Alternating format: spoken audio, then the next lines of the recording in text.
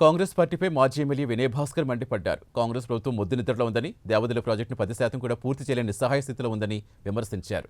అడ్డగోలు మాటలతో కాంగ్రెస్ ప్రభుత్వం కాలం గడుపుతోందన్నారు. 420 హామీలు 6 గ్యారెంటీలు అమలు చేయకపోతే కాంగ్రెస్ పార్టీ గోరీ కట్టక తప్పదని వినయ్ భాస్కర్ ధ్వజమెత్తారు. ఉన్నదా అంటే కొండందోవి ఎలుకను పట్టిందని అంటారు. కనీసము ఎలుకను కూడా ఒక ముఖ్యమంత్రి ఒక జిల్లా పర్యటనకు వచ్చినప్పుడు 4 క్యాబినెట్ మంత్రులను తీసుకొని వచ్చినప్పుడు అప్పటిదప్పుడు మరి ఏదో ఒకటి మంజూరు చేసి లేదా ఏదో ఒక బిల్ రిలీజ్ చేసి పోవాల్సిన పరిస్థితి ఉంటే ఎప్పుడు వరంగల్కి వచ్చినా ఆగమేఘాల మీద ఉట్టి చేతులతో వచ్చి ఉసూరుమని మళ్ళీ వెళ్ళిపోతూ ఉన్నారు. రైతుల గోస పడుతుంటే కూడా ఏమాత్రము రైతుల పక్షాన ఒక్క మాట మాట్లాడింది లేదు. గతంలో వేసవి కాలంలో పంటలన్నీ నిండిపోతున్నాయి. రాష్ట్ర ప్రభుత్వానికి నీటిని విడుదల చేసే విషయంలో ఎలాంటి ప్రణాళిక లేదు, అంచనాలు లేవు, పాబందీ చేయలేదు.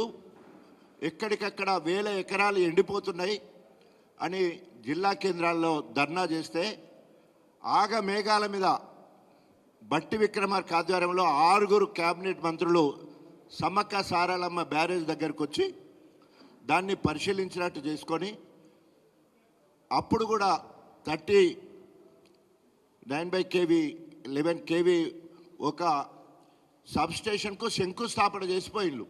6 క్యాబినెట్ మంత్రులు శంకుస్థాపన చేయడానికి జల విద్యుత్తును అక్కడి నుంచి ప్రొడక్షన్ కోసము దానికి శంకుస్థాపన కోసం 6 మంత్రులు వచ్చారు. మళ్ళీ ఇప్పుడు 9 నెలల తర్వాత మళ్ళీ 4 మంత్రులు పోయి అక్కడ ఆంధ్రకు విచ్చలవిడిగా నీళ్లు తీసుకుపోతూ ఉంటే ఎక్కడ తెలంగాణ రైతులు తిరగబడతారని చెప్పేసి అప్పటిదప్పుడు కిందికి నీటిని బంద్ చేసి దేవాదుల పంప్ హౌస్ సంబంధించిన 6 మోటార్లను బంద్ చేసి నీళ్ళని విచ్చలవిడిగా ఆంధ్రకు తరలిస్తూ ఉంటే మంత్రులు పోయినాక కూడా అట్లే ఉంటుందని చెప్పేసి ఎక్కడ బయటకు వస్తుందని చెప్పేసి కిందికి పోయే నీటిని ఆఫ్ చేయడం జరిగింది. పోనీ ఏదన్నా సాధించిందా అంటే ఏదన్నా ఒకటి రైతుల పక్షాన మాట్లాడిపోతారా అంటే 2027 డిసెంబర్ అని చెప్పేసి దీర్ఘకాలిక ప్రణాళిక వెంటనే ఎమర్జెన్సీగా ఏమన్నా చేసిందా అంటే ఇప్పటి వరకు 2 సంవత్సరాల 2 నెలల కాలంలో 1 ఎకరా ల్యాండ్ను ఎక్వైర్ చేయలేదు. 33,000 ఎకరాల భూమిని భూసేకరణ చేయవలసి ఉంటే 30,000 ఎకరాలు కేసీఆర్ ఆధ్వర్యంలో పూర్తి చేసి 3,000 ఎకరాల భూమిని సేకరిస్తే దాదాపు 2,75,000 ఎకరాలకు సాగునీరు అందించే పరిస్థితి ఉన్నది. దాదాపు సంవత్సరం కింద దేవాదుల దగ్గర 3 మోటార్లు 30,000 మెగావాట్స్ సంబంధించిన 3 మోటార్లు దాన్ని స్టార్ట్ చేస్తారని ఆగమేఘాల మీద మేము ధర్నాలు చేస్తూ ఉంటే 6th ప్యాకేజ్కి సంబంధించిన 3rd ఫేజ్ 6th ప్యాకేజ్ సంబంధించిన పనులు వెంటనే ప్రారంభించాలని మేము ధర్నాలు రాస్తారోకోలు చేస్తూ ఉంటే ప్రోటోకాల్ను కూడా పట్టించుకోకుండా దేవాదుల దగ్గరికి వస్తే ఆ మోటార్లు మొరాయించేసినాయి.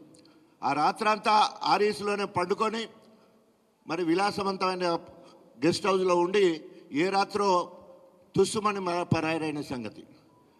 మళ్ళీ ప్రోటోకాల్ ప్రకారం మళ్ళా ఎమ్మెల్యేలను తీసుకొని మళ్ళీ వచ్చి ఆన్ చేస్తే మోటార్లు అయితే ఆన్ అయినాయి కానీ పైపులు పగిలిపోయిన పరిస్థితి. ఇప్పటి వరకు నిన్నటి వరకు కూడా హరీష్ రావు గారు వస్తున్నారని చెప్పేసి 1 పంపు మాత్రమే ఆన్ చేసిన పరిస్థితి మనం నిన్న చూసినాం. ఈరోజు ఎమ్మెల్యేలు ఏం మాట్లాడతారో, మంత్రులు ఏం మాట్లాడతారో, సంబంధిత ఇరిగేషన్ శాఖ మంత్రి ఉత్తమ్ కుమార్ రెడ్డి గారు ఏం మాట్లాడతారో లేదా సీఎం గారు మాట్లాడతారో పొంతలేని మాటలు మాట్లాడుతున్నారు. 2.5 సంవత్సరాల కాలంలో దేవాదుల కోసము ఎక్కడ ఒక తట్ట మట్టి తీయలేదు. అదనంగా ఎకరానికి నీళ్ళు ఇవ్వలేని దౌర్భాగ్య కాంగ్రెస్ ప్రభుత్వం రైతుల పాలిటి రాక్షసుల లెక్క పంటలు ఎండిపోతూ ఉంటే, కాలువలు ఎండిపోతూ ఉంటే, చెర్లు ఎండిపోతూ ఉంటే ఒక రాక్షసానందాన్ని పొందే పరిస్థితే కనబడతా ఉన్నది.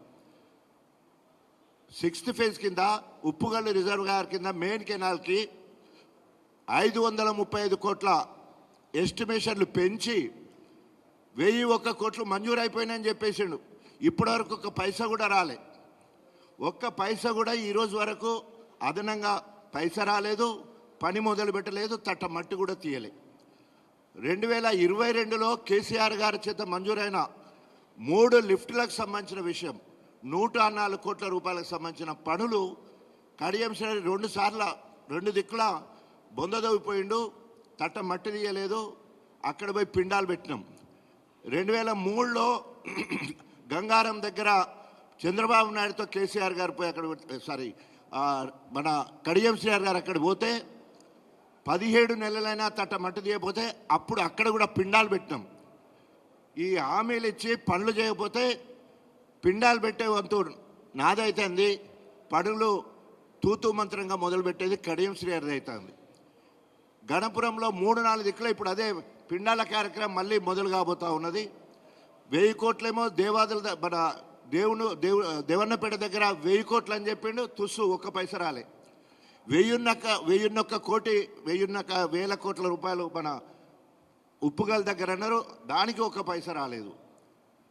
ఇప్పటి వరకు గణపురంలో మొన్న భారీ వర్షాల వల్ల చెరువులు నిండినాయి, కానీ దేవాదుల ద్వారా ఒక్క చెరువు అంటే ఒక్క చెరువు కూడా నిండని పరిస్థితి ఈరోజు దాపురించింది. రేవంత్ రెడ్డి కళ్ళబొల్లు మాటలు నమ్మడానికి ఇంకా రైతులు సిద్ధంగా లేరు. కర్రు కాల్చి వాత పెడతారు, తప్పకుండా కర్రు కాల్చి వాత పెడతారు. ఎన్నిసార్లు మబ్బ పెడతావు? వరంగల్కి వచ్చి ఇప్పటికీ 6 మంత్రులు ఒకసారి, 4 మంత్రులు ఒకసారి, జిల్లా మంత్రులు ఒకసారి, ఇప్పటి వరకు అందరు వచ్చింది, కానీ ఒరగబెట్టింది మాత్రం ఏం లేదు. ప్రజలు ప్రత్యేకంగా రైతులందరూ గమనిస్తూ ఉన్నారు. రాబోయే రోజులలో రైతులు తిరగబడతారు, కాంగ్రెస్ పార్టీని కర్రు కాల్చి వాత పెడతారని చెప్పేసి హెచ్చరిస్తూ సెలవు తీసుకుంటాం. జై తెలంగాణ.